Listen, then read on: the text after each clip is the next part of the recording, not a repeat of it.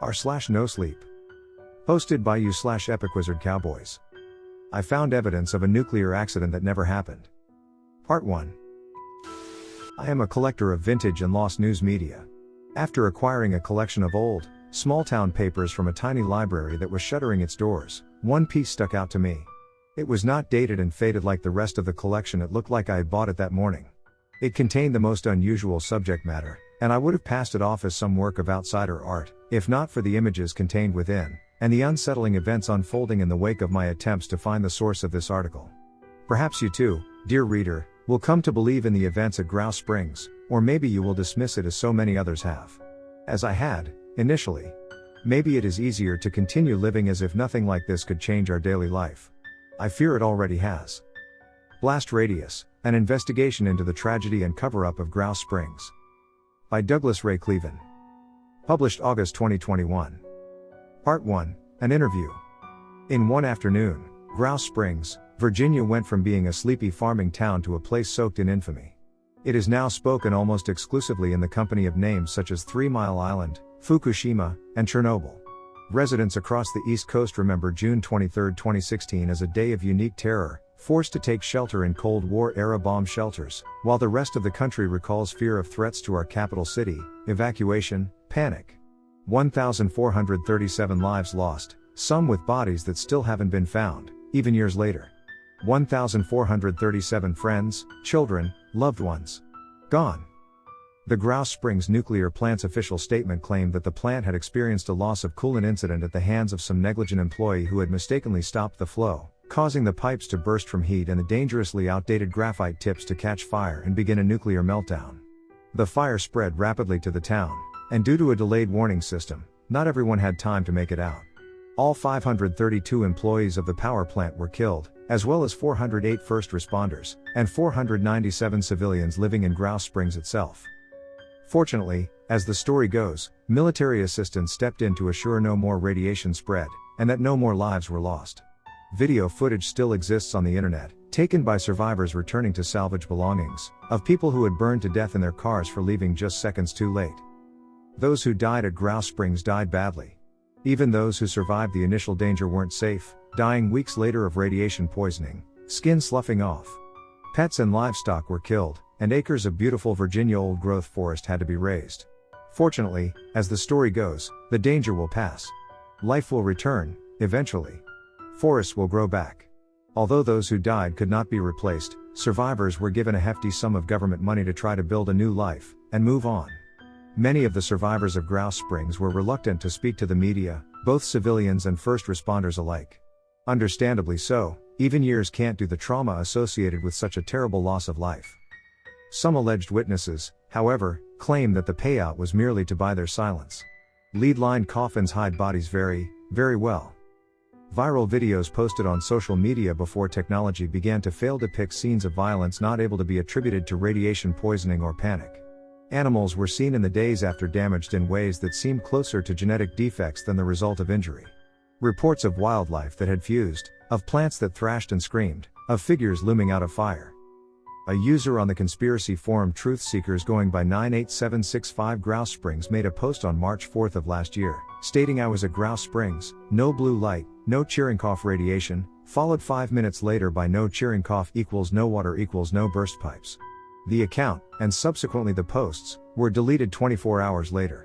However, a second account showed up by the name of Grouse Springs Massacre, this time on the popular photo-sharing site Instagram, claiming to be 98765 Grouse Springs, sending screen caps to hundreds of users with the original tweets, captioned, "They deleted my account. Anyone who says they saw a regular fire there are lying." The Grouse Springs Massacre account was deleted, again, 24 hours later. Although this user was likely just buying into conspiracy, there was one factor that made this post notable. The image used as the account's profile picture was from Grouse Springs, the day of the massacre, and it had never been published before. Many groups outright rejected my attempts at contact, and others still were cold, hostile, or otherwise disinterested. Still, I persisted. There was something here, so I ran an advertisement, pooling money to run an advertisement campaign. This remained unsuccessful for months, alternating between long periods of silence and pranksters. That was, until I received a phone call on my personal phone from a man I had never spoken to before. He contacted me around 4 in the morning and I answered bleary-eyed, glasses still tucked away on the nightstand. Cleveland residence. I heard shuffling on the other end of the line, before a quiet voice said, "Is this Douglas?" "Yes. To whom am I speaking?" My name's Pete Kitts. I saw your ad online a while ago and I could use the money if you still got it." He was so quiet that I could barely hear him, but I was instantly awake, quickly grabbing my glasses and a pen and paper to write down a time and place to meet. Peter J. Kitts, or Pete, as he styles himself, is a big guy. Not in stature, but in everything else. Pete has a big laugh, a big personality, big boots, and at the age of 30, a big gambling problem. "That's why he contacted me," he said. "Well, I was out rent money for the week, since I was down at the tracks all day the Sunday before and I saved your number just in case I needed something on the side," Petey explained, as he showed me the paperwork proving that he indeed received settlement money from the Grouse Springs accident. "It's all gone." We ended up meeting at a hotel cafe, neither of us wanting to introduce stories of Grouse Springs to our homes. The idea still felt taboo, as if we would be invoking it at our place of living if we so much as mentioned it there. I started my tape recorder, setting it between us. Pete Kitts arrived at a local bar owned by a couple who happened to be out of town on July 23, around 7 p.m. the day of the accident. By 9:45 p.m., everyone who remained in the bar was dead. The fire had spread to the town proper, through the thick trees and undergrowth surrounding the power plant, and by 8:12 p.m., beginning to engulf the businesses and homes of the residents of Grouse Springs. Emergency services had begun moving people out as quickly as possible. Kitts himself was rescued by a civilian vehicle, a good Samaritan trying to fit as many people in as possible. Exiting the building, Pete could see the smoke trailing from the direction of the trees, accompanied by a smell he described as metallic. "I was in this bar, you know? Nailheads, right by the corner of 52nd and West, out with my buddies after work. And I'm looking, well, nothing's wrong with looking at the girls, right? As long as I'm not buying drinks for them. And my coworker Dave says to me, 'Why don't you buy that brunette over there a drink?' I'm sitting there thinking, man, Angelica would be so pissed if I did that, so I tell him, 'My girlfriend, she doesn't want me doing that shit.'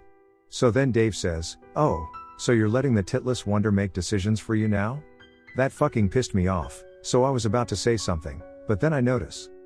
With this, the previously animate Pete set his jaw and looked out the window, like he was struggling not to cry.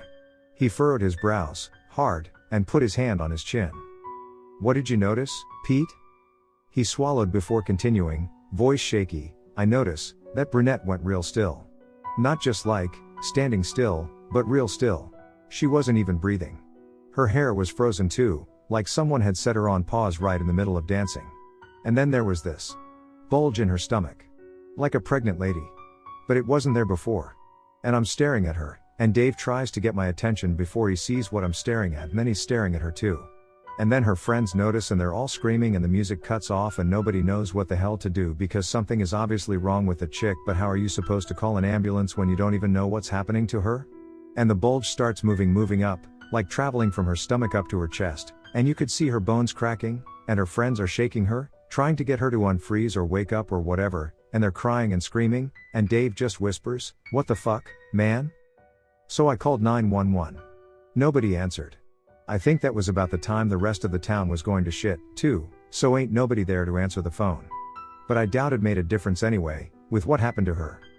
See, that bulge just kept growing up her neck. God, it was fucking awful. And these hands just came out of her mouth, one grabbing each jaw in it, they just peeled her. All inside out, blood everywhere, her guts spilling all over the floor. Smelled fucking awful, too. Few of her friends threw up, hell, I wanted to throw up. It felt like it was going on forever, her body just opening and opening and opening. And nobody could see what was inside, and I was thinking shit, it's a fucking facehugger, now we're all gonna split in half and die. But it was just her, man. Once all the skin and meat was on the floor, it was just that same brunette, covered in blood, unfrozen. It was just her. And she was still dancing.